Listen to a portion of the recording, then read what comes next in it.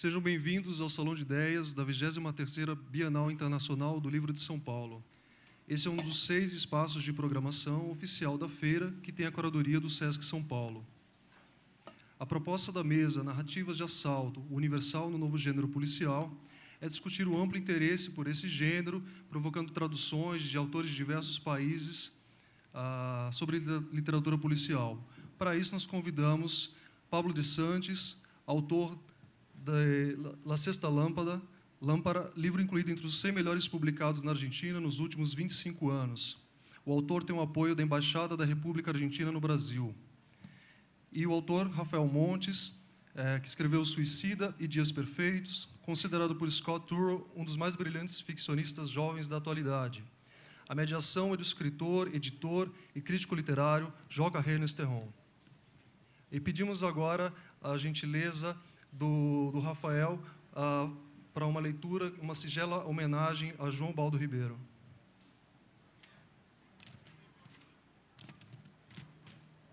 Boa tarde a todos, obrigado pela presença.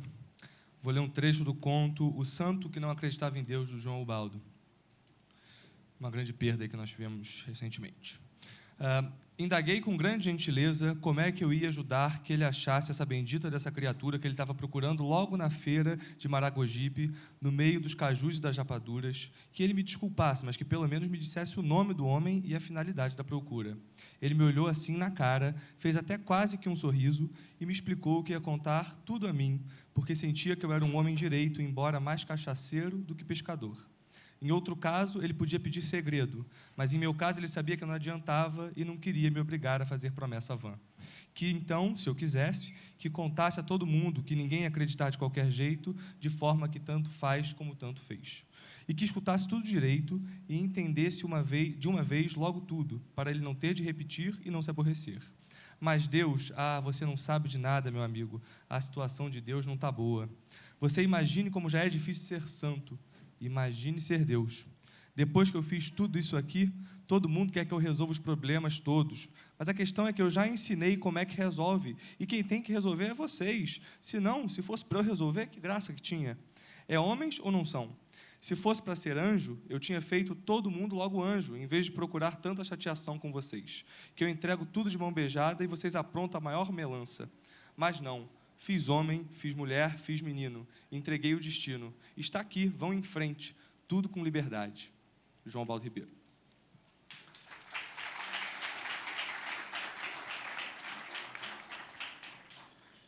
Bem, boa tarde a todos. Obrigado por terem vindo. Acho que vocês merecem mais aplausos do que todos aqui, porque, afinal de contas, virem num domingo a uma mesa para discutir literatura policial, com esse sol que está fazendo lá fora, não? Com esse céu azulíssimo. Fazia tanto tempo que não fazia um céu tão azul em São Paulo, né? Com esse frio que tem feito aqui. Obrigado pela sua presença.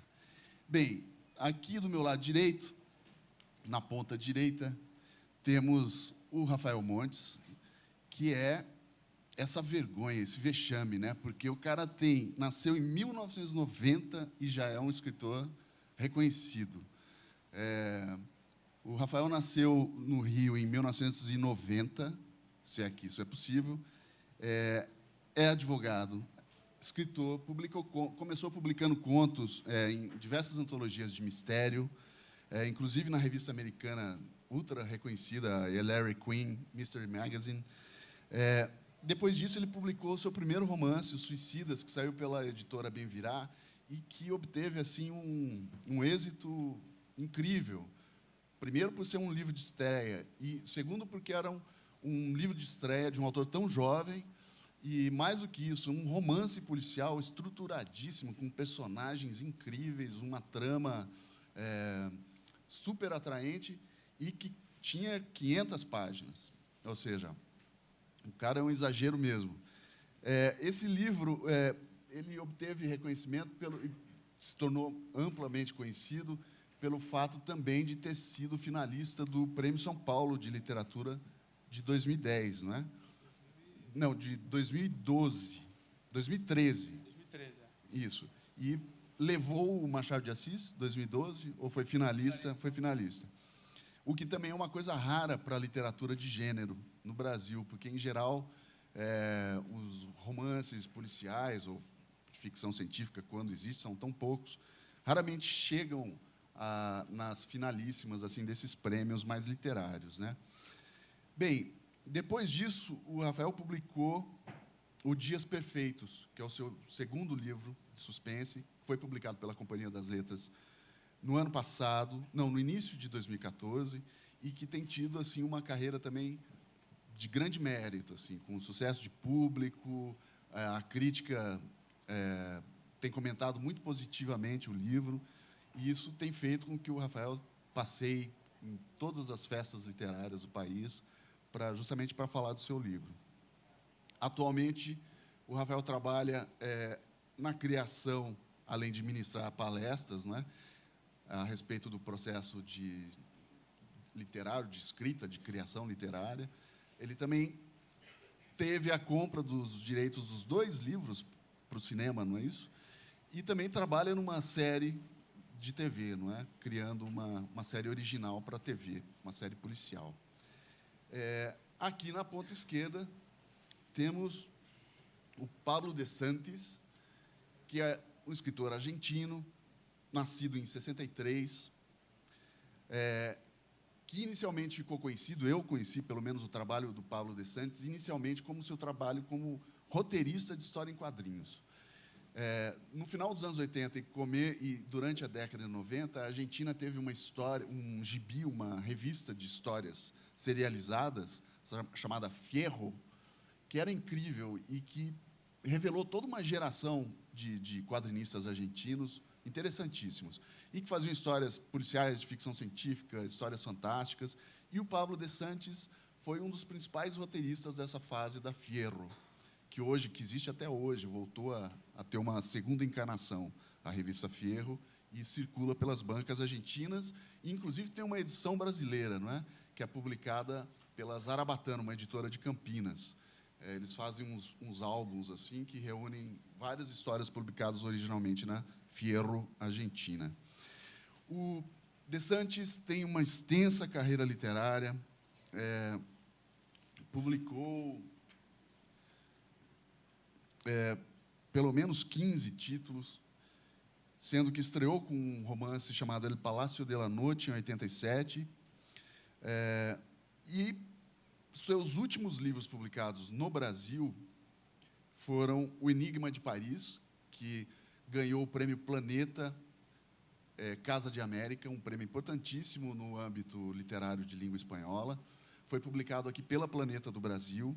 E, depois disso, Os Antiquários, que foi publicado em 2012 pela editora Alfaguara, que é um livro incrível também, que mistura policial, mas com vampiros, que são vampiros muito humanos e que se deparam com os limites da vida vampiresca, digamos assim.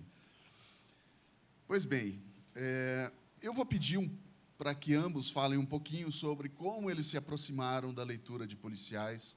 Afinal de contas, todo autor nasce como leitor e continua a ser um leitor, na realidade, e é fundamental que seja assim. Mas eu gostaria que vocês falassem um pouco, primeiro o Rafael Montes, sobre como você se aproximou da leitura, como você começou a ler policiais, quais foram os autores que te iniciaram nesse processo, nessa aproximação, e também como isso se estendeu à prática criativa, como é que você acabou se tornando um autor de policiais. Bem-vindo, Rafael. Obrigado. Obrigado pela presença de vocês. O calor é tanto que eu tive que ir de bermuda. Eu falei, vou de bermuda porque está muito quente. Mas, enfim, vamos lá.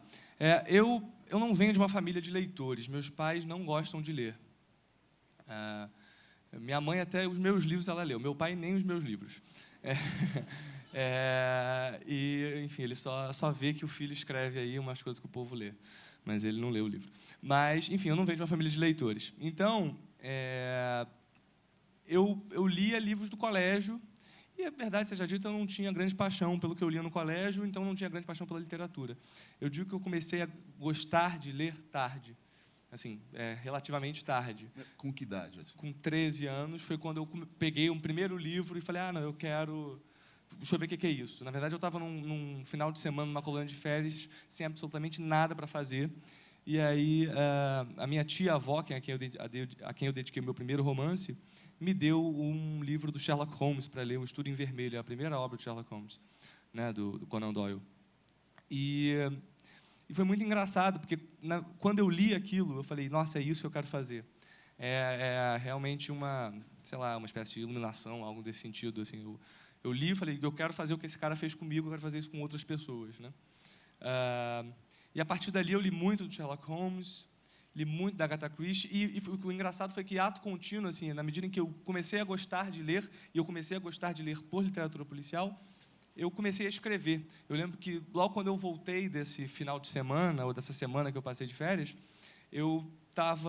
no colégio eu comecei a escrever na parte de trás do caderno, durante uma aula chata, isso, sei lá, na 8ª série, 7ª série, uma história de uma... Na verdade, eu escrevi 2 contos. Eu não escrevo muitos contos, mas nessa época foram os contos que eu escrevi.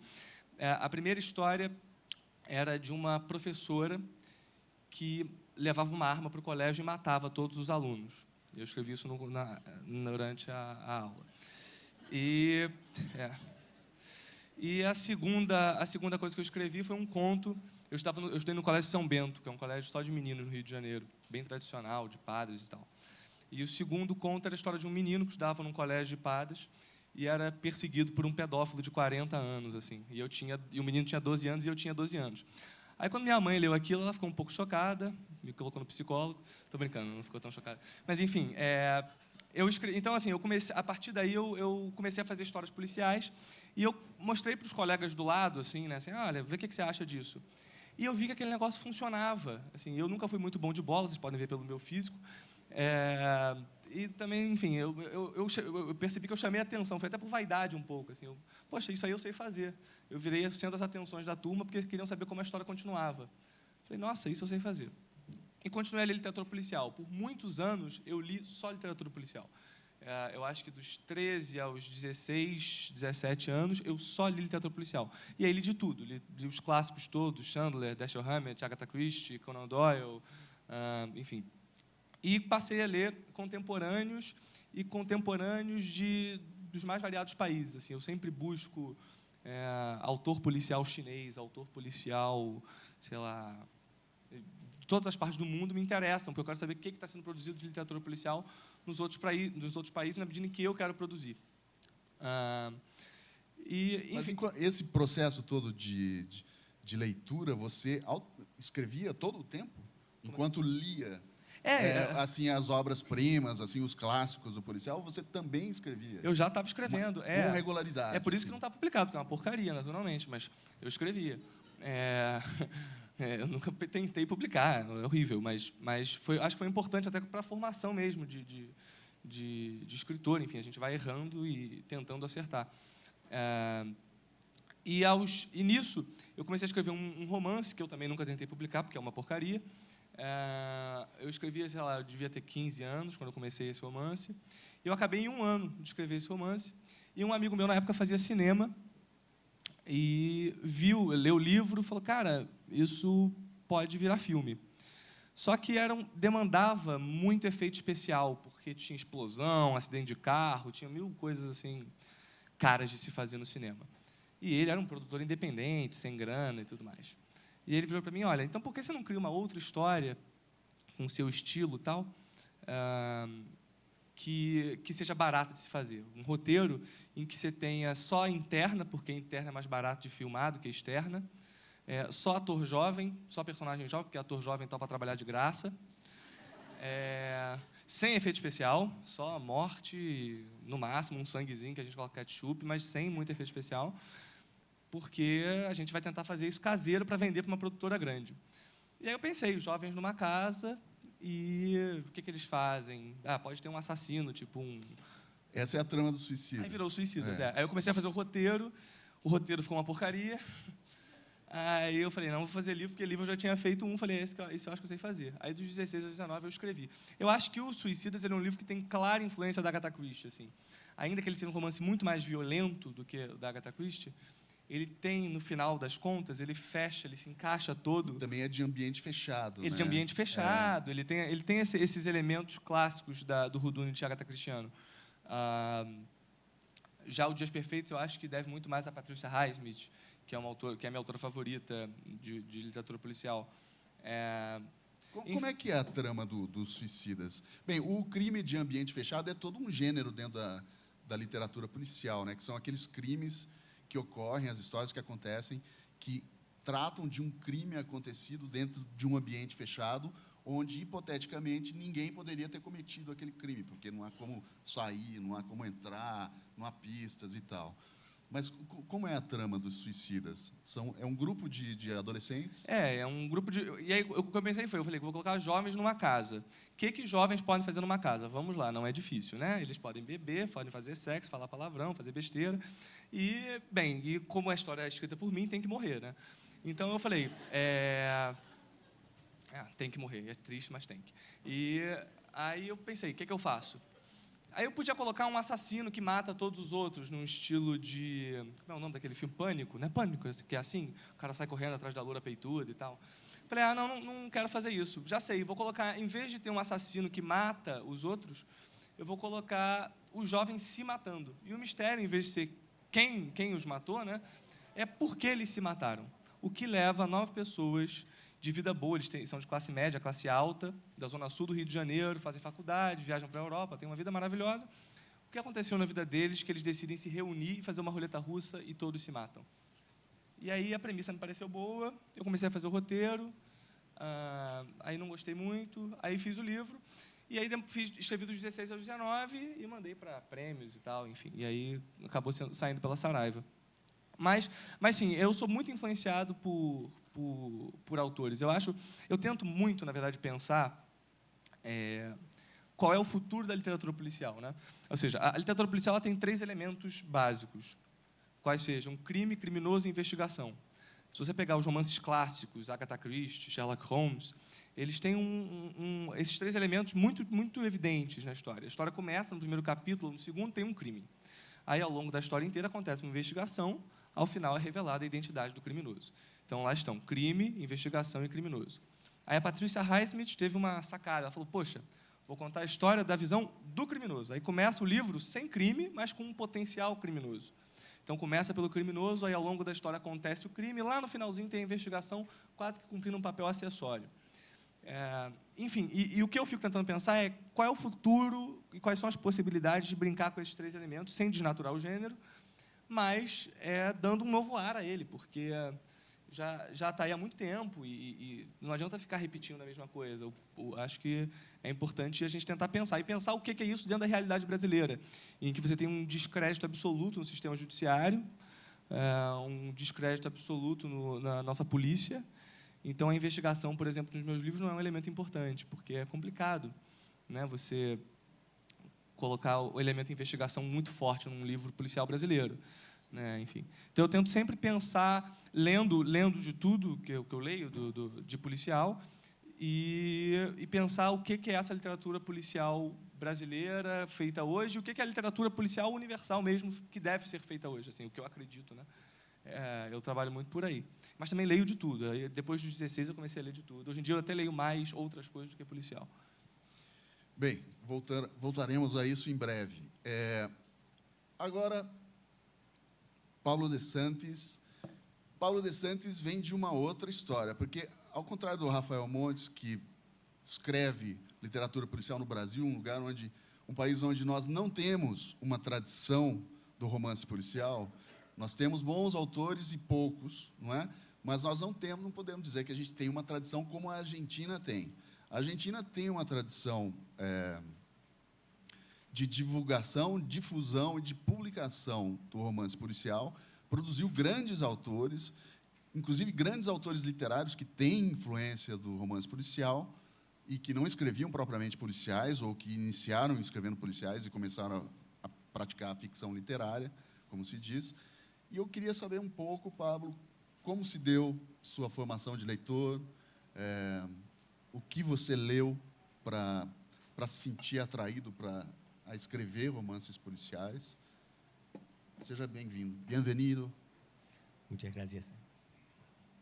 Eu não sei, acho que há Olá. fones aí para tradução simultânea, se não me engano. Bueno, buenas tardes. No sé si funciona esto, sí. Muchas gracias por venir. Aqui, muito obrigado para a Bienal pelo convite e também a Embaixada da Argentina. Bueno, yo comencé a... Bom, eu comecei en una casa donde veía muchas novelas porque policiales. em casa víamos muitas novelas policiais. Había Então tinha estantes inteiros com prateleiras com todos os coleções, livros, já cheio de nessa livros velhos, já Agatha naquela Christie, época, Agatha Christie, Simenon, todo tipo de Para mim, já autores. antes de- Mas, inclusive muito antes de ler, eu adorava as capas de Agatha Christie.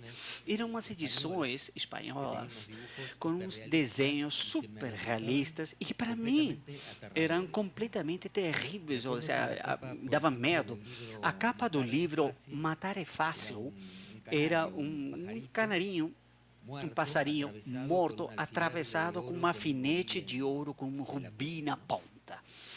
Então, isso para mim me dava um pânico. Que livro podia justificar essa capa? Então comecei a ler as novelas policiais que tinha em casa, mas como diz o Joca, que na literatura argentina os gêneros estão colocados como em um lugar muito central, porque na literatura policial, fantástica, ciência ficção, que em outras literaturas estão como meio de lado, fora da grande literatura, na nossa tradição, eles estão no centro, porque Borges escreveu histórias fantásticas, Adolfo Vélez Cassari, o outro grande escritor argentino, que escreveu contos também fantásticos, alguns policiais e algum de ciência ficção também, alguma novela. Sevino Campos, que escreveu contos fantásticos. Júlio Cortázar escreveu grande parte da sua obra falando também fez relatos fantásticos. Então, isso fez que, por um lado, os gêneros sempre foram juntos. A literatura fantástica e a policial, que talvez em outros países pertencem a áreas diferentes, na Argentina estão muito juntas. Entre elas. É como se fossem quase como duas variações da mesma coisa. Então, toda essa tradição pesou muito na minha imaginação.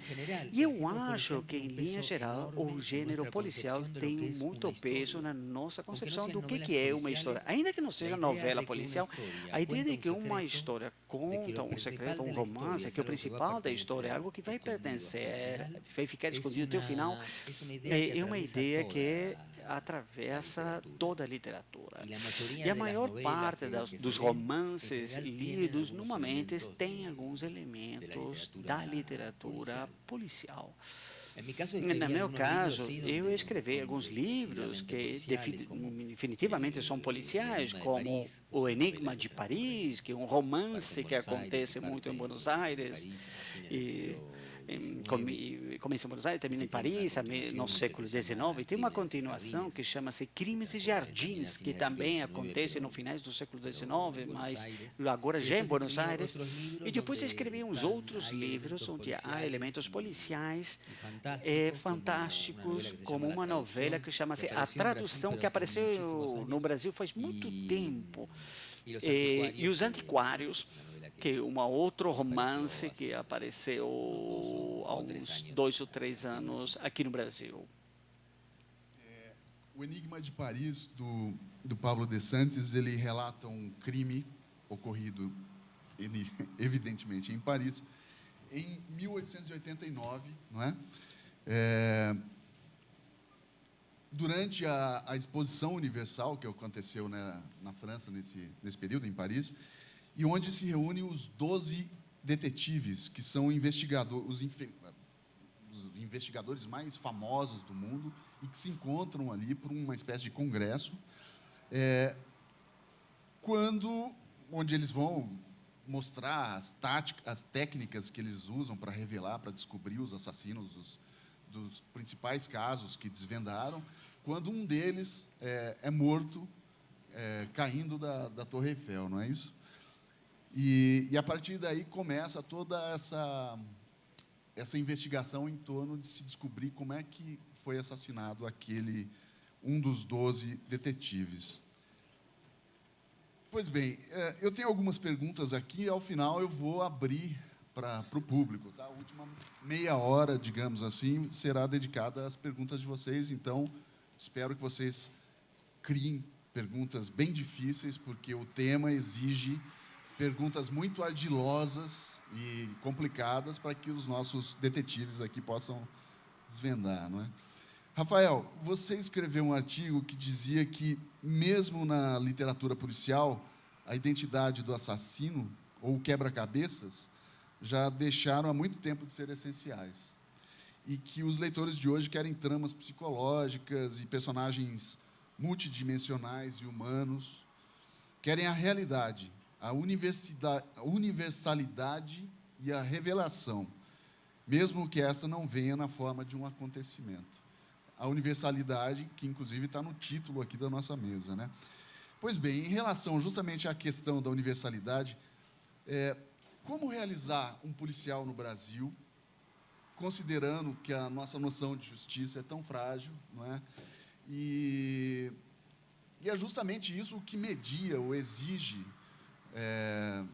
que um crime seja resolvido, ou seja, a crença na justiça, não é? A crença de que é essencial para o mundo, para um país civilizado, para uma nação que cumpra a lei, que os crimes devam ser desvendados.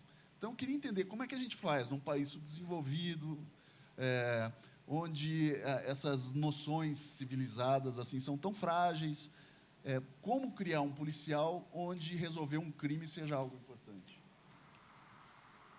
A mesa policial é aqui, mas estão matando meninas lá fora. Vocês estão vendo, elas estão gritando, desesperadas, o cara fuzilando. Em massa, né? Em massa. Genocídio. Né? Genocídio lá fora. Fiquem aqui dentro, não saiam. Olha, ela está saindo. Eu não garanto nada para você. Não saia, não saia. Fique. Bem, voltando. Pois então, eu penso que a literatura policial ela pode ser, ela tem que ser universal na medida em que, seja você francês, japonês ou brasileiro, você é ser humano. Então você tem questões humanas. Nessa medida é que eu acho que a identidade do assassino ainda é um elemento da literatura policial. Eu mesmo me utilizo disso, assim, por vezes. Nos Suicidas tem esse elemento surpresa de saber quem foi que fez determinada coisa. Mas eu acho que não é mais a essência do romance policial. Acho que a essência do romance policial está justamente no fato de que nós mesmos, nós não somos vilões, nós não somos pessoas cruéis. Eu não acordo pensando, haha, vou fazer maldades. Mas também não somos pessoas boazinhas, nós somos seres humanos, afinal, estamos aí para entrar em conflito com outras pessoas, porque temos interesse, ela também tem, o dela é o mesmo que o meu, quem vai ganhar, quero que seja eu. Então, eu acho que esse jogo de interesses é hoje em dia o motor da literatura policial. Por isso que eu penso que o interesse está muito mais no psicológico. No início da literatura policial, classicamente falando, a história começava com a ordem social perfeita, o crime era um rasgo na ordem social, e o detetive, ao longo da investigação, costurava esse rasgo de modo que, ao final, a ordem social era retomada. Né? O que tem nos livros da Agatha Christie, por exemplo. Né? Acontece um crime numa vila inglesa perfeita, em que nada acontece e morre alguém lá. E aí o Hercule Poirot vai lá e investiga, no final ele prende o assassino e pronto, tudo volta ao normal. Isso é muito bonito, mas no Brasil, vamos combinar que não funciona. Então, eu acredito que a gente vive, hoje em dia, a nossa geração, né, que consome mídias diversas, cinema, literatura, séries de TV, hoje em dia, né, a gente tem um certo fetiche pelo anti-herói, né? Assim, você vê o Breaking Bad, por exemplo, com o Walter White e tudo mais. Porque o Walter White, por exemplo, ele não é um vilão, mas também não é um mocinho. De início, ele é um sujeito que quer... É um pai de família. Ele é um pai de família que quer sustentar, que quer deixar grana para a família, já que ele vai morrer. Então, essas nuances... Ele é movido por um valor positivo. Ele é movido por um valor positivo e acaba se estrepando. Enfim, então eu não me preocupo muito com questões como justiça e ordem social quando eu escrevo meus livros. O que é engraçado, porque algumas pessoas que já leram os livros vêm me procurar indignadas com determinadas coisas que acontecem na história. E eu acho bonito isso. Eu vejo assim, pessoas que ainda acreditam em justiça e tudo mais. Eu acho que a literatura policial, pelo menos a brasileira, não mostra, não precisa mostrar isso, entendeu? Por exemplo, o Dias Perfeitos, colocando num storyline, né, uma linha do qual é a história. É um sujeito que se apaixona por uma mulher, a mulher não quer nada com ele e ele decide forçá-la a gostar dele. É essa a história. Uma história de amor obsessivo. Dias Perfeitos. Pronto. Esse sentimento que move esse sujeito de se encantar por alguém e querer ter algo com essa menina, e, ao mesmo tempo, a recusa dela é um sentimento universal, não é só brasileiro. Todo mundo sabe o que é gostar de alguém. Infelizmente, eu imagino que todo mundo sabe também o que é, às vezes, não ser retribuído. E, enfim, então são sentimentos universais.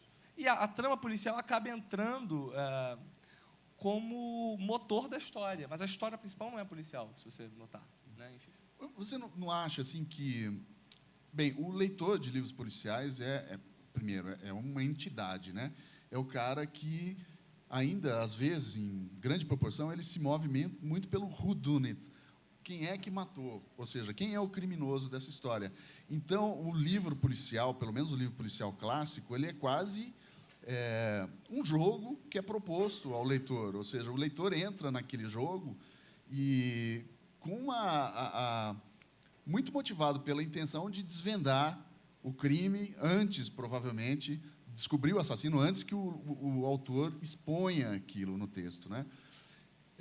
Eu gosto muito de um escritor uruguaio chamado Mário Levreiro, que tinha uma visão um pouco pejorativa sobre os romances policiais. Ele dizia que o romance policial clássico, ele propõe uma angústia, uma aflição para o leitor, e ele a resolve no final. Ou seja, antes de você terminar o livro, você vai ter a solução do caso. Enquanto que a grande literatura, um Dostoiévski, por exemplo, ele propõe a angústia, mas não resolve essa angústia. Ele vai deixar essa angústia para o leitor resolver. Ou seja, ele sugere aí, não é, que a grande literatura ela persiste, ela continua a existir e a fazer com que o leitor reflita mesmo depois de terminada a leitura da história. Pablo, já a literatura que o Pablo de Santis faz, os policiais, apesar de terem todos um viés muito irônico, ou seja, ele tem uma leitura muito consciente do romance policial e dessa tradição, mas me parece que a presença do jogo é muito importante para os seus livros. Você não abandona a ideia do whodunit, por exemplo, né? Ao contrário, por exemplo, desses romances escandinavos que têm feito sucesso, ou de versões mais atuais, digamos. Me parece até que há um certo clima nostálgico na sua ficção policial. O Enigma de Paris se passa em 1889. Os Antiquários se passa na Buenos Aires dos anos 50, né? Então, eu queria que você me falasse um pouco sobre isso. Sim, a mim sempre me interessou muito. Sim, sempre me interessou muito o enigma policial, porque eu acho que sempre existe uma espécie de visão filosófica no gênero policial. O gênero policial se pergunta qual é a verdade, como você se chega à verdade, por que indícios a gente entende a verdade. Também tem uma dimensão psicológica,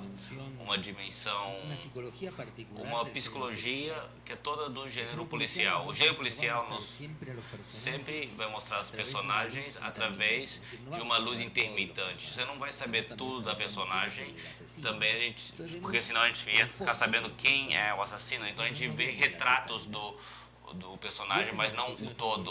E essa é a construção do policial, que diz que na vida real a gente não conhece pessoas completamente, a gente conhece elas um pouco, mas a gente não tem uma visão total, que as pessoas têm seus segredos, e os seus segredos têm um papel fundamental na nossa vida, e para mim isso faz parte do encanto do gênero.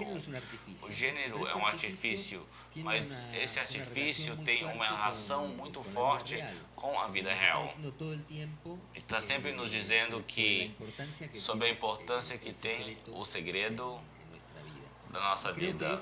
Eu acredito que isso faz com que as personagens de romances policiais tenham tido sucesso como gênero.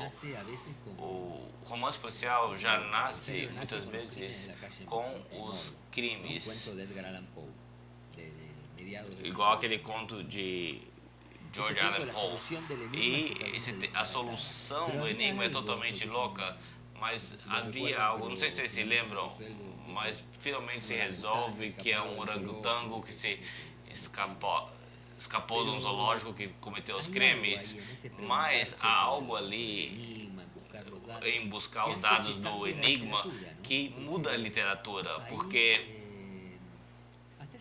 até o momento, normalmente os romances eram aventura, o elo era aquele que podia ir longe, ou que podia, e o herói era sempre aquele que podia atravessar o mar, o guerreiro, e era sempre homens, né?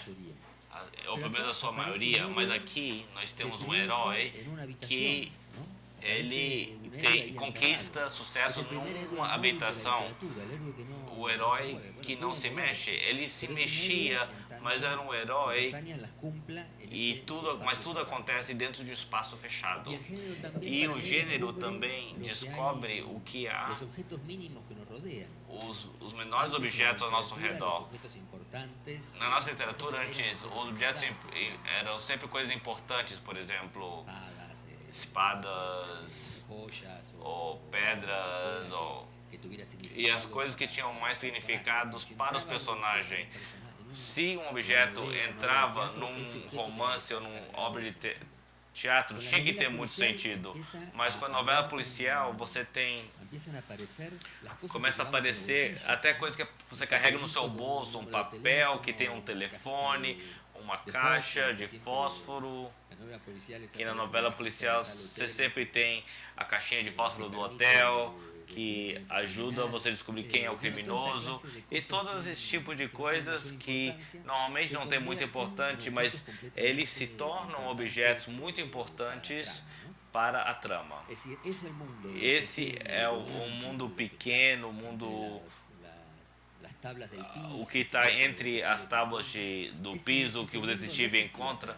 Esse mundo não existia para a literatura ocidental e estava totalmente fora. E a novela policial, o romance policial incorpora isso. E para mim o detetive, que desde o começo foi uma figura um pouco irreal, porque o detetive de Paul é um aristócrata que está em decadência, que não consegue resolver sua vida pessoal, não consegue trabalhar direito, ele é sempre protegido pelo narrador da história que mantém ele lá, mas nessa busca dos indícios a gente consegue se identificar com isso porque a gente está sempre vendo quem são as pessoas e a gente tenta sempre resolver a nossa vida através de dicas e de indícios. Bem, essa fala do DeSantis me deu a razão do fato dos hotéis ainda produzirem caixinhas de fósforo, já que quase não há mais fumantes no mundo, mas os hotéis ainda seguem fazendo as caixinhas justamente para poder parar num romance policial e obter uma publicidade barata, né? Um dos grandes autores argentinos hoje, que não é exatamente de romance policial, Ricardo Piglia, ele tem um roteiro acerca do conto, uma teoria a respeito do que seria o conto, que a mim me parece muito originada no romance policial. O Piglia diz que um conto sempre conta duas histórias, uma história explícita, uma que está em primeiro plano, e outra que é oculta, é secreta. Ele dá um exemplo de uma linha de um diário do Chekhov, se eu não me engano, ele diz assim: um homem foi ao cassino, ganhou $1 milhão, voltou para o seu hotel e se matou. Falou, ou seja, que incoerência tem nessa história? O cara foi ao cassino, ganhou $1 milhão, voltou para o hotel, se matou. Ou seja, a literatura argentina, que é, como o De Santis nos explicou aqui, que tem a sua margem, ou seja, o romance de gênero, o policial fantástico, a ficção científica, está no seu centro, graças a figuras como a de Borges, por exemplo, que fez com que o romance policial fosse publicado na Argentina nos anos 40. Ele criou uma coleção como editor, publicou. Alguns críticos defendem que Borges começou publicando policiais justamente para preparar a recepção da sua futura obra, ou seja, o cara era tão ardiloso que até isso ele preparou, não é? Já que é assim, De Santis, quais autores, stricto sensu, policiais, que não são autores literários, que você gosta da literatura argentina e que ainda te satisfazem, por exemplo? Rodolfo Walsh, quem sabe? Sim, mas todos têm escrito outras coisas. Adolfo Walsh é um escritor argentino que desapareceu em 1977. Ele escreveu histórias policiais clássicas e de outro tipo, e é como a grande figura do jornalismo argentino. Ele tem algumas obras jornalísticas muito boas e bom escritor também de histórias. Então, eu acho que, lamentavelmente, a política capturou o Walsh, e é que ele poderia ter sido um melhor escritor se não tivesse se afastado da literatura do jeito que o fez. Se falo isso aqui na Argentina, me matam, mas acho que aqui dá para falar.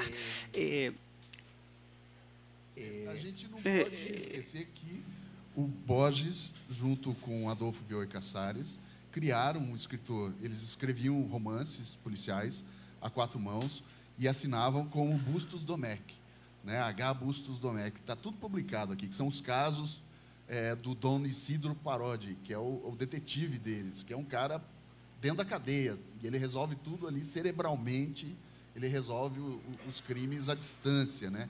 É aquele tipo clássico do romance de linhagem inglesa e norte-americana, né? Exatamente. Depois, Casari tem uma novela muito que ele escreveu com a mulher dele, que chama Aqueles que Amam Odeiam.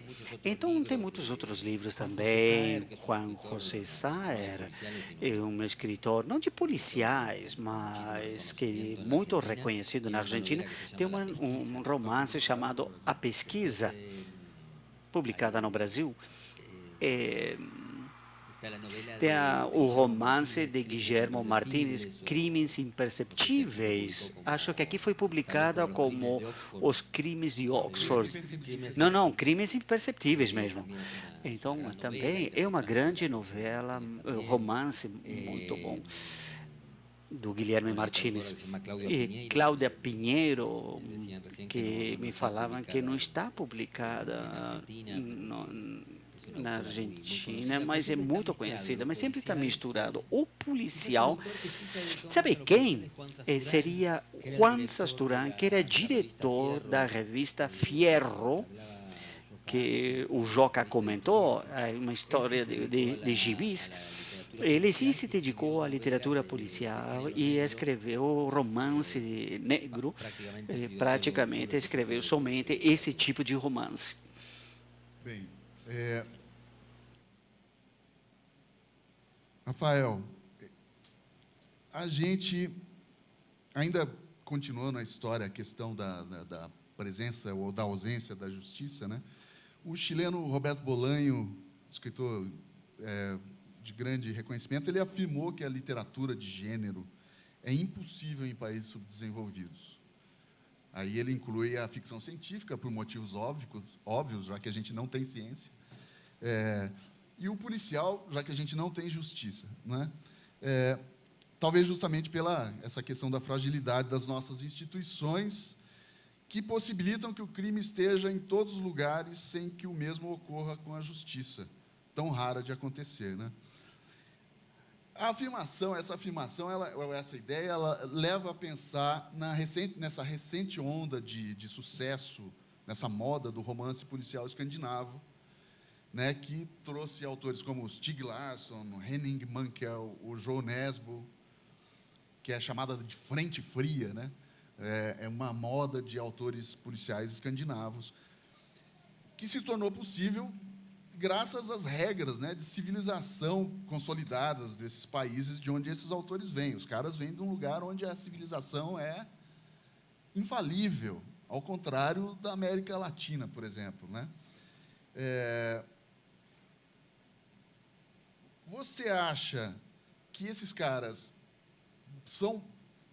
foram movidos a criar uma literatura de policial tão interessante e universalista por conta dessas restrições civilizatórias, digamos assim, já que você é advogado, você pode falar melhor que ninguém, ou você acha que isso vem de outra coisa? Afinal de contas, eles têm uma tradição forte do policial lá que a gente desconhecia e que acabou fazendo com que eles fossem, digamos, a ponta do iceberg, né? Porque foram os caras que estouraram internacionalmente.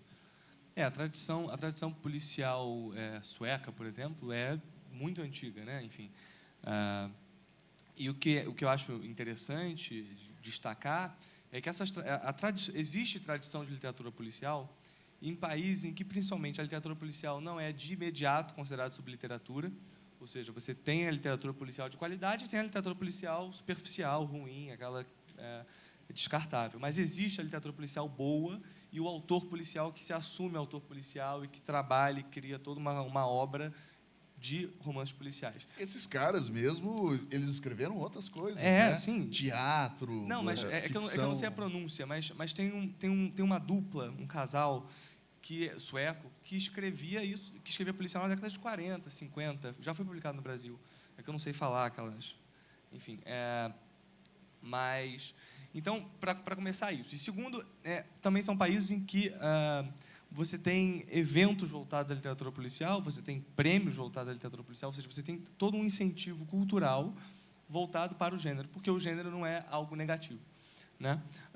O que eu acredito é que o que o sueco percebeu, por exemplo, o norueguês e tal, é que nós tínhamos uma imagem deles do país perfeito, impecável, enquanto que por baixo desse quadro, dessa pintura impecável, você tem graves problemas, como estupro, são países em que a quantidade de estupro é muito grande, pedofilia, essas coisas.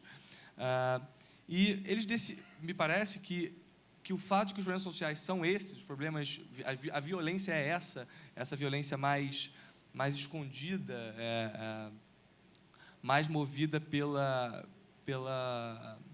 não pela diferença social, assim, ou seja, o cara não comete um crime porque ele nasceu numa situação ruim e tal. Ele comete um crime por uma questão psicológica mesmo, ele é um pedófilo e tal.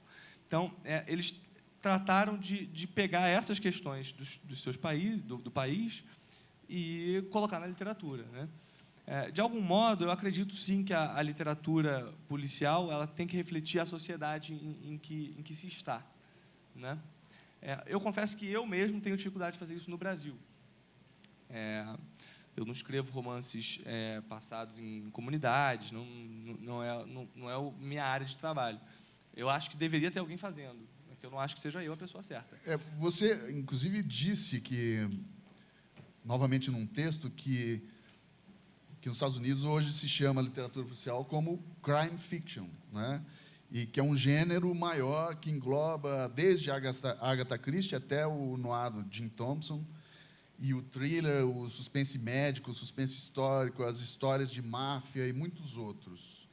E aí você termina esse texto defendendo que seja assim, que existam vários subgêneros que nasceram de uma mesma raiz e que permanecem ligados a ela, sem serem considerados outra coisa, por terem desprezado esta ou aquela convenção do policial mais clássico.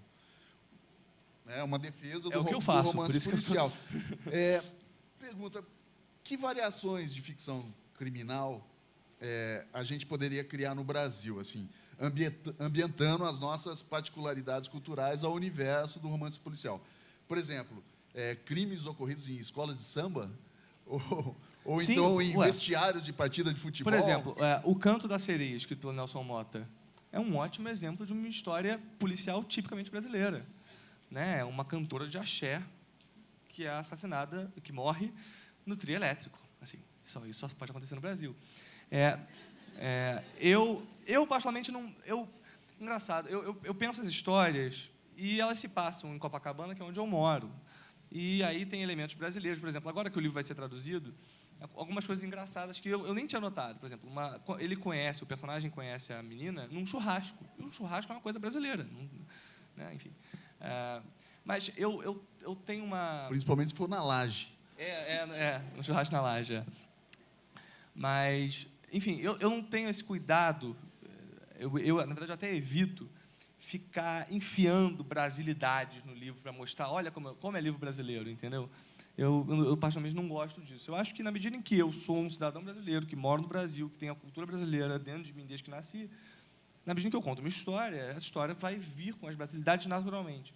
Então, eu evito ficar enfiando brasilidades. Agora, essa questão da crime fiction que você falou, foi um texto que eu escrevi chamado Romance Policial Está Morto, para o blog da Companhia das Letras, que foi um texto até que causou certa comoção, porque é uma provocação, naturalmente. Porque eu não acredito que esteja morto, afinal, eu acredito que eu escreva.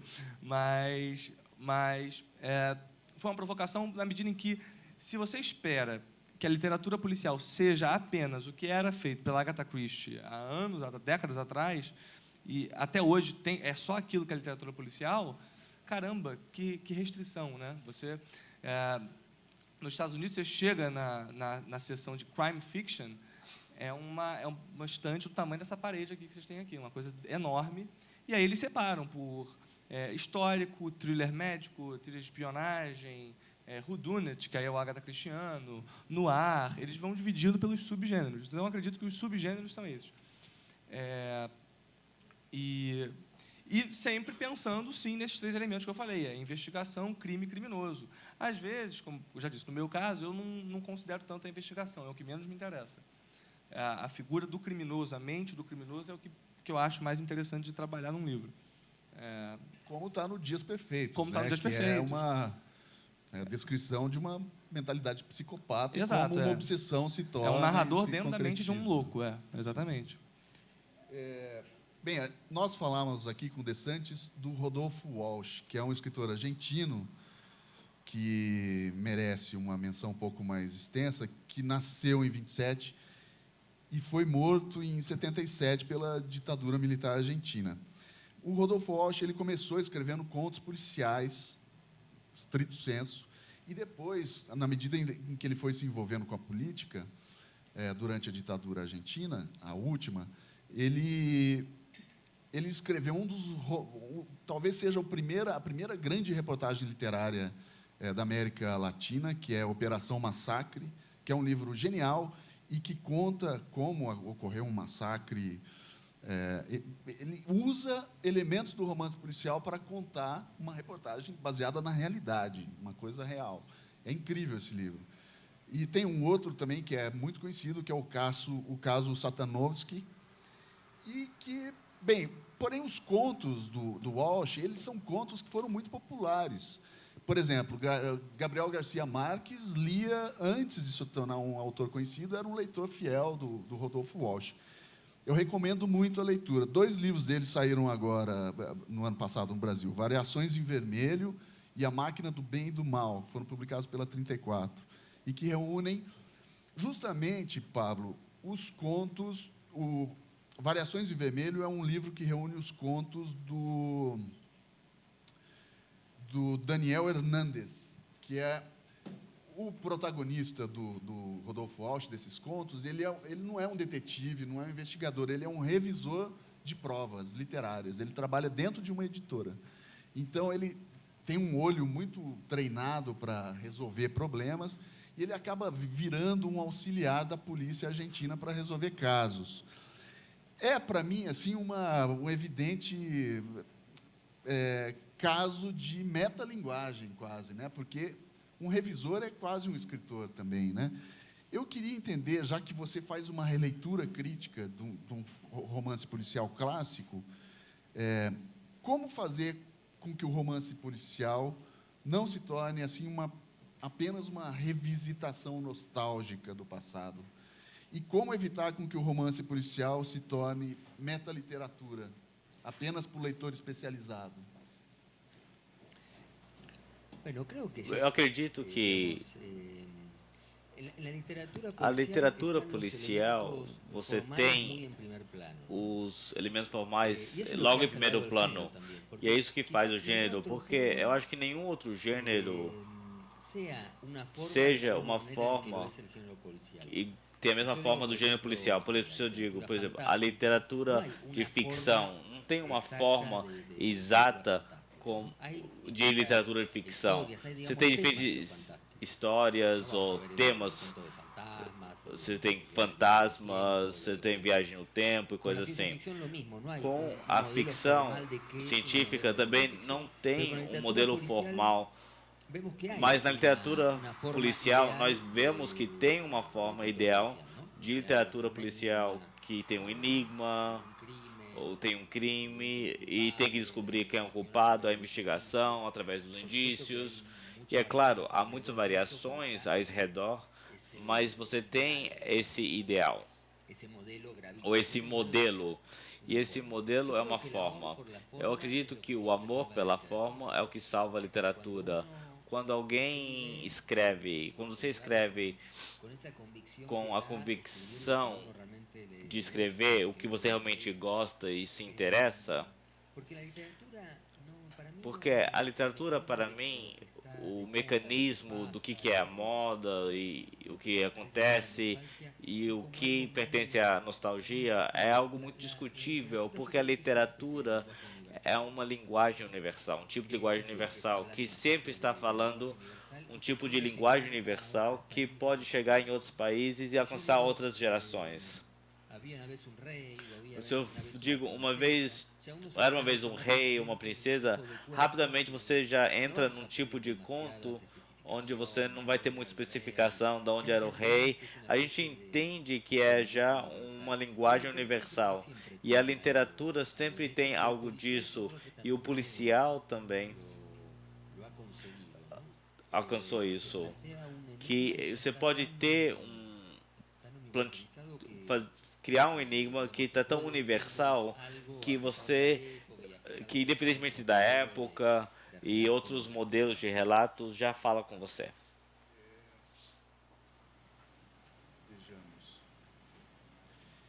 O Pablo de Santis, ele tem uma história em quadrinhos que infelizmente não foi publicada no Brasil, que se chama El Hipnotizador. Ele, como eu disse, ele escreveu muitos roteiros de quadrinhos. E essa, desenhada pelo desenhista argentino Juan Sáenz Valiente, ela foi comprada, os direitos dessa HQ foram comprados por uma produtora brasileira, e a HBO, a HBO, está produzindo uma minissérie gravada em Montevidéu, baseada nesse comic do Pablo de Santis, cujo roteiro, inclusive, da série foi escrita por ele. É uma série divertidíssima que tem como protagonista o Arenas, que é justamente um hipnotizador, e que vive num hotel, numa cidade que parece Buenos Aires, também pode parecer Montevidéu, e que ajuda a resolver problemas das pessoas, hipnotizando-as, conduzindo-as ao sono, não é? E aí que ele descobre os problemas e tenta desvendar esses problemas. Agora, ironicamente, e a ironia é uma coisa muito presente em toda a obra literária do Pablo de Santis, ele não consegue dormir, ele é insônia, ele sofre de insônia. O cara bota os outros para dormir e ele próprio não consegue dormir. E os seus demônios, os que o atazanam, que o perseguem, justamente surgem durante essas insônias, né? Eu vou concluir com essa última pergunta para o Pablo de Santis, depois eu espero que vocês façam algumas perguntas, tá? Pablo, qual é o terror mais terrível? Aquele que sentimos quando estamos sonhando ou aquele que sentimos quando estamos acordados?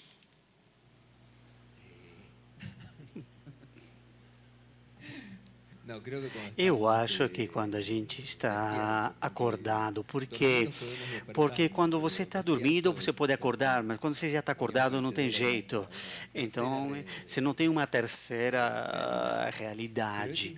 Mas é incrível.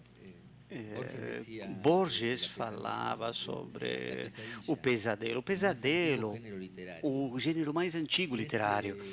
E é interessante como nos sonhos e nos pesadelos, se você lê testemunhos de diferentes pesadelos antigos da história, são quase sempre as mesmas. É como se o sonho de fato tivesse sua regra, que quando você sonha de você cai e coisas terríveis, e como isso é repetitivo ao longo da história e como de uma forma nos junta a todos.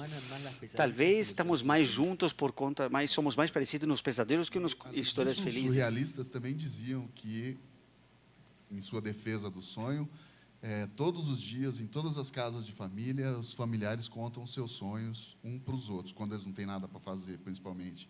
Né? Ou seja, o sonho, assim como o pesadelo, são gêneros narrativos, sem dúvida nenhuma. Rafael, já que você aqui é o defensor da modernidade, enquanto que, digamos, o De Santis é o defensor da tradição no conto literário, são dois extremos, eu tenho um problema para você, que é o seguinte: a mim me parece que os segredos, algumas técnicas do romance policial, eles fugiram, acabaram cruzando fronteiras e impregnaram toda a ficção literária atual. Por exemplo, grandes autores de sucesso de hoje em dia, vou citar alguns, por exemplo, o Paul Auster, que é um escritor americano. Boa parte da melhor obra do Paul Auster dialoga com o romance policial, né? A trilogia de Nova York, por exemplo, são 3 livros onde a presença do policial, assim, digamos que ele faz uma releitura de algumas técnicas do romance policial, como se, mais ou menos misturando Samuel Beckett, que é aquele grande autor, grande dramaturgo do teatro do absurdo. Ou seja, ele usa elementos do policial para fazer com que o leitor continue a ler seus livros. Porém, não são, estrito sensu, romance policial. O Haruki Murakami, que é um escritor japonês de grande sucesso, também. O Murakami, todos os romances do Murakami começam com coisas banais, assim. Por exemplo, a mulher do personagem, mandou ele atrás do gatinho que sumiu. São problemas banais. O cara começa a procurar o gato e daí, de repente, se vê preso por um grande problema qualquer. Né? Tem outro romance que começa também, o Murakami começa com o personagem cozinhando espaguete. Aí o espaguete está prestes a ficar cozido, ficar no ponto, e toca o telefone. E aí ele atende o telefone e aí começa todo um problema. Roberto Bolanho, que eu mencionei agora há pouco, um romance dele chamado Os Detetives Selvagens, conta a história de 2 poetas que se perdem no meio do deserto de Sonora em busca de uma poeta desaparecida nos anos 30, Cesária Tinarreiro. Ou seja, são movidos pela necessidade de solução de um crime, de uma desaparição. Como fazer, então, para o romance policial conviver com esse extravasamento das regras do romance policial para a ficção mainstream, digamos?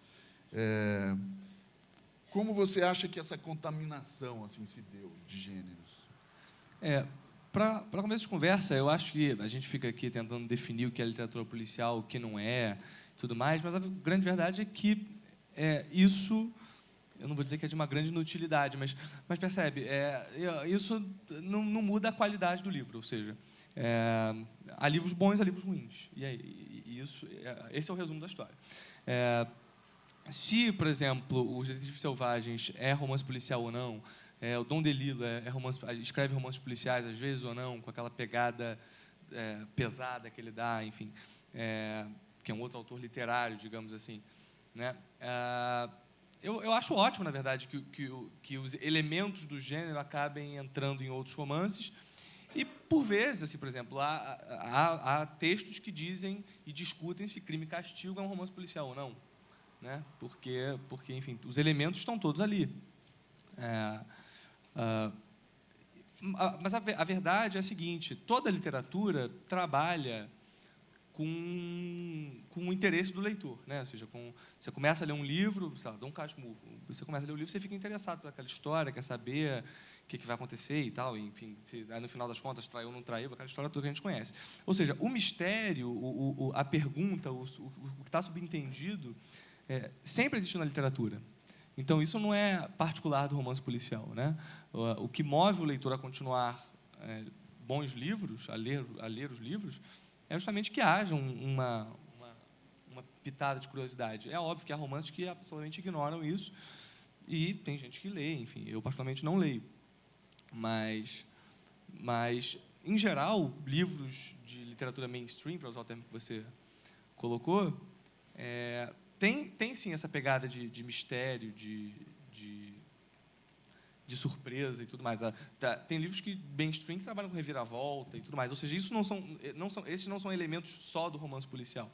Né? O romance policial ele conjuga tudo isso. Não sei se respondi a sua pergunta. Não, respondeu. Na verdade, é uma contaminação de todos os lados. Né? Digamos que... E é ótimo que seja assim. Praticamente, a defesa que você fazia anteriormente de um policial que não siga mais as regras estritas do gênero, é praticamente transformar o romance policial num romance de ficção literária, exato. onde problemas contemporâneos ligados à violência, ao crime, ou mesmo que sejam crimes psicológicos, como está no Dias Perfeitos, crimes onde, afinal de contas, existem um monte de crimes psicológicos, acho que nunca existiram tantos como hoje em dia, né? Nós vivemos a era do bullying, né? Então, onde o crime ele acontece o tempo todo. E, enfim. Concordo com você. Certo? Sua definição é ótima, bem melhor que a minha. Eu gostaria de ouvi-los agora, meus caros, já que, ao menos na literatura policial, a voz do leitor é essencial. Ou seja, o leitor ele é um coparticipante, co-criador do romance policial. Eu espero que vocês façam isso, procedam da mesma forma aqui nessa mesa, fazendo perguntas inteligentíssimas, muito sagazes. Quem é que vai ser o primeiro a arriscar?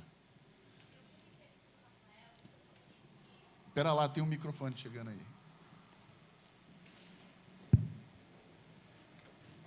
Oi, meu nome é Nathalie. Eu vi uma entrevista sua em que você disse que você tinha um roteiro de Dias Perfeitos na sua cabeça desde o começo, do começo até o fim. E você se deixou levar 2 vezes, que foi pela Clarice, quando ela está lá na praia, e que você tem um final alternativo. O porquê que você se deixou levar essas 2 vezes, assim? Eu brinco que escrever é um pouco ser Deus, né? Brincar de Deus, porque você cria os personagens, você quer matar, você fala, fulaninho morreu, pronto, morreu. Aí renasceu, fulaninho renasceu. Você é Deus ali, né? Você, naquele mundinho ali, você manda e desmanda como você quiser. E eu, particularmente, gosto desse controle. Gosto desse, digamos, poder sobre o livro. Então, eu, quando vou começar a escrever, eu já normalmente sei tudo o que vai acontecer. Eu já tenho uma escaleta da história, que é uma prática até de quem faz roteiro de televisão e cinema, que é saber mais ou menos quantos capítulos vai ter, o que acontece em cada capítulo. Então, eu tenho isso. Os Suicidas, por exemplo, que é um livro em 3 linhas narrativas, que vai e volta no tempo em vários momentos, enfim, as coisas se entrelaçam. Não tinha como escrever aquele romance se eu não tivesse ele estruturado antes, senão teria 1000 furos na história. E eu escrevi exatamente como estava, previsto no roteiro. Quando eu comecei a escrever o Dias Perfeitos, eu fui pelo mesmo caminho. Falei, ótimo, vou continuar aqui a minha história. E, desde o início, já sabia, então, o final do livro, que é o final que está no livro, é o final original. E, quando eu estava no meio da história, eu pensei numa virada que seria interessante, que você falou da Clarice na praia. Não vamos entrar em mais detalhes. Mas eu pensei e falei, poxa, seria legal ver como é que se desenvolve a história a partir daí. Só que eu entrei numa crise tremenda, porque eu não sabia como, acontecendo isso, voltar ao roteiro que eu tinha originalmente para chegar ao final que eu queria, que era aquele previsto. E aí eu fiquei, eu acho que uns 6 meses sem escrever, assim, totalmente pensando o que eu faço, assim, ou eu recuso essa... Eu não gosto dessa coisa de vontade do personagem. Parece que o personagem tem vida, o que eu não acho que tem. Assim, eu acho que a personagem é personagem. Assim, o personagem falou ao meu ouvido. Eu não gosto desses fetiches. Acho besteira. Mas enfim, então eu fiquei pensando, eu deixo a história tomar um rumo que eu não tinha esperado, mas que está pedindo a história, né? A personagem está pedindo, ou eu continuo no meu roteiro e tal. E eu fiquei nessa dúvida e decidi seguir o que a personagem queria, na medida em que eu consegui voltar depois à história ao roteiro original. Então, é só exatamente essa parte em que acontece o que você citou, que sai do previsto, mas depois eu volto para o previsto e a história continua normalmente. Quanto ao final, foi o seguinte, o final original é o que está no livro. Quando eu acabei, eu tive uma ideia para outro final, que só mudava o último capítulo. Na verdade, muda o último parágrafo do penúltimo capítulo e muda o último capítulo inteiro do livro. Como só mudava o último capítulo, eu falei, sabe o que mais? Vou escrever também. E aí escrevi o outro capítulo final e mandei para o editor, que já tinha comprado o livro com o final original. A minha proposta a ele foi uma proposta um pouco absurda, foi que o livro fosse publicado, a tiragem acho que foi de 10 mil, que fossem 5 mil publicados com um final, 5 mil publicados com outro, sem distinção de capa. Então, ia ser a coisa mais divertida do mundo. As pessoas iam falar, o que você achou desse final? Não, peraí, no meu livro o final não é esse. Ia ser ótimo. Mas o editor não topou fazer isso, infelizmente. Eu acho que ia ser muito legal, mas enfim. E são finais bem diferentes. E aí ele falou, não, eu gosto do final original, a gente comprou com o original. Eu falei, o original eu também, assim, é o original, é o que estava desde o início na minha cabeça, eu acho que a história caminha para o final que tem, então vamos deixar esse mesmo, e acabou ficando esse. O que é ótimo, porque o produtor que comprou os direitos para o cinema gosta mais do outro final. Então, no filme, o final vai ser diferente, vai ser o outro final. Por isso que eu não posso falar qual é. Acabou dando certo, então.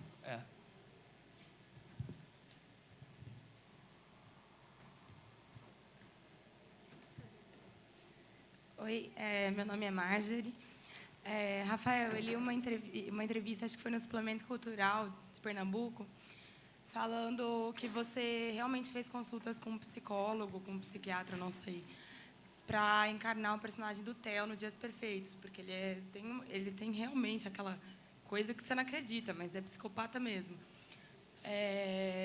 Eu queria saber se você acha que seria legal, em outros livros que você foi escrevendo, você sempre procurar sobre o assunto, se aprofundar naquele, se for para o lado psicológico, por exemplo, sabe? E se você acha que isso acabaria influenciando um pouco em você, porque, assim, estudar essas coisas é... Tá perguntando se eu sou maluco no final do Não, não, isso eu acho que é mesmo, mas... Não, Cuidado que eu tô armado, tá? Então, é mais para saber, assim, porque são temas muito legais, são temas muito discutíveis e são temas que atordoam a gente também, se você for aprofundar. E você acha que seria necessário, por exemplo, em outro livro seu? E eu também queria saber se foi legal fazer esse estudo aí. Eu penso muito a importância da pesquisa. Cada livro que eu vou escrever, eu penso qual é a importância da pesquisa. Porque a pesquisa ela é interessante para que a história tenha verossimilhança e o leitor acredite no que está lendo, mas, ao mesmo tempo, ela engessa, se você pesquisa muito, né? E às vezes, limita. Então, o que eu tento fazer é o seguinte, antes de começar a escrever, eu pesquiso tudo que eu preciso pesquisar para o livro. Enquanto eu escrevo, eu não pesquiso nada. E, se eu me deparo com alguma situação que eu não pesquisei, eu escrevo do jeito que eu acho que é. Afinal, eu não sou um sujeito tão fora da realidade, eu acredito, de modo que eu acho que sei mais ou menos como funcionam as coisas. E aí, quando eu termino o livro, eu pesquiso de novo, ajeitando. Se a realidade corresponde ao que eu escrevi, ótimo. Se não corresponde, eu tenho como ajeitar, eu ajeito.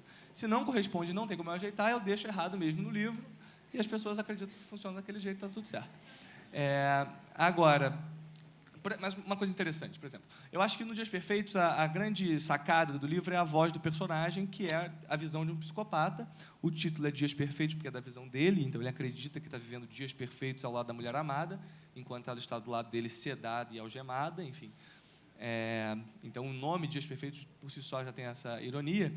E eu conversei com alguns psiquiatras para escrever o livro, li um pouco sobre psicopatia e ao final do livro, quando eu acabei de escrever, eu mandei para 2 psiquiatras lerem o livro.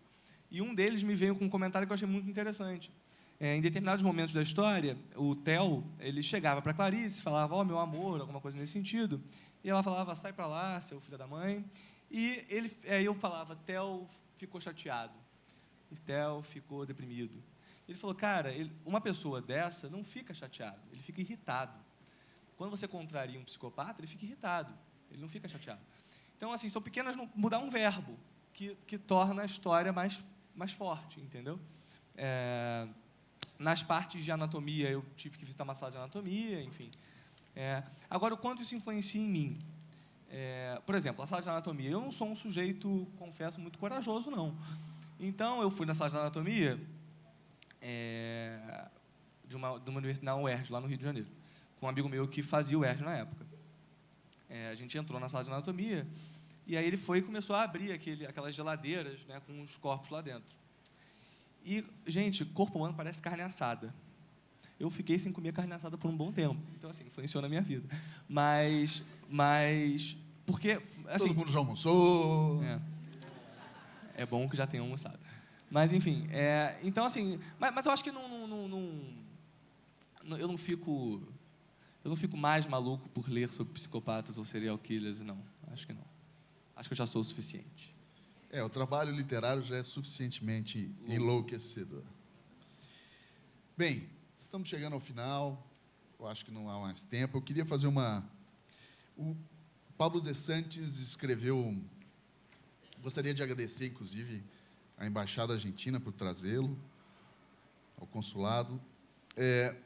De Santis escreveu no prefácio ao Hipnotizador o seguinte, que todo relato conta o momento em que o presente enfrenta o passado. Toda história conta o momento em que o presente enfrenta o passado.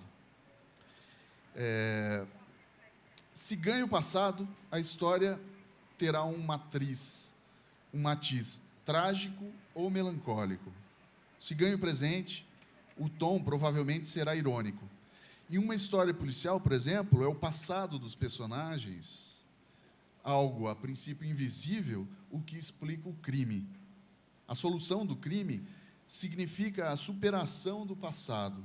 E, por isso, os leitores chegamos à última página de um romance policial com um sorriso. De Santis, você conseguiria, já que um dos seus traços estilísticos, digamos assim, é justamente ambientar suas histórias no passado. Ou, às vezes, em lugares onde parece que o tempo não passa. Você conseguiria, você teria vontade, ou gostaria, ou faria, ou tem seus planos, ambientar uma história na Argentina atual, contemporânea? Bem, uma das minhas histórias está ambientada na sua época, chama A Tradução, mas fora de Buenos Aires. Acontece em uma cidade na Patagônia Argentina. E faz mais de 10 anos que eu trabalho num romance que não acontece no presente, mas um passado mais próximo. Começa nos anos 70 e vai até o final dos anos 80.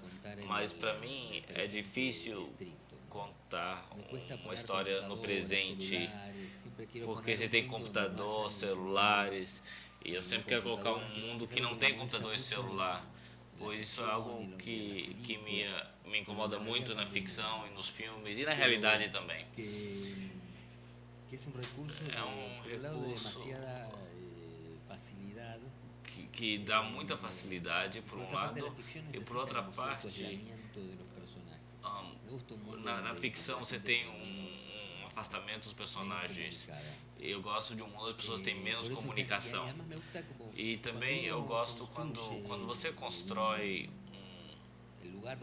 o lugar onde a história vai acontecer, quanto mais distante seja, você tem mais liberdade para construir esse espaço.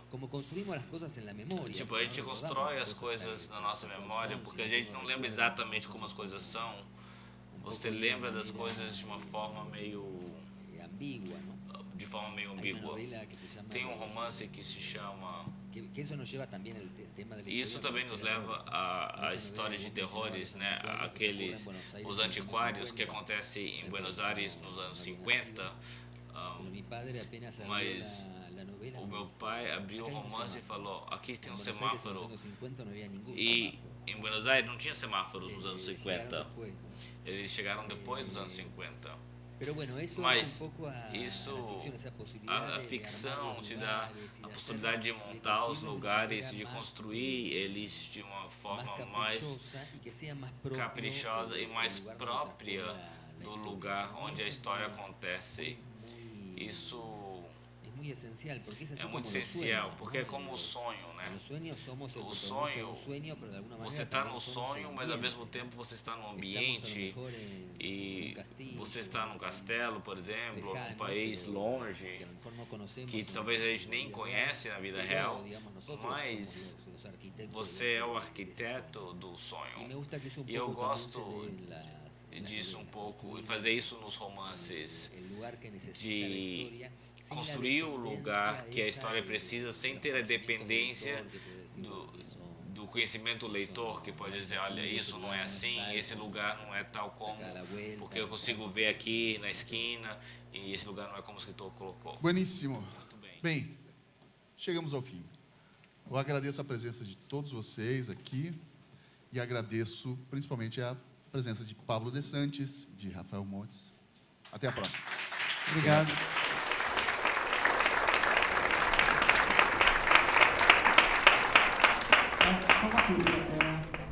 Vai fazer aqui? Tá. Então, autógrafo tem que ser aqui fora, porque aqui dentro não pode.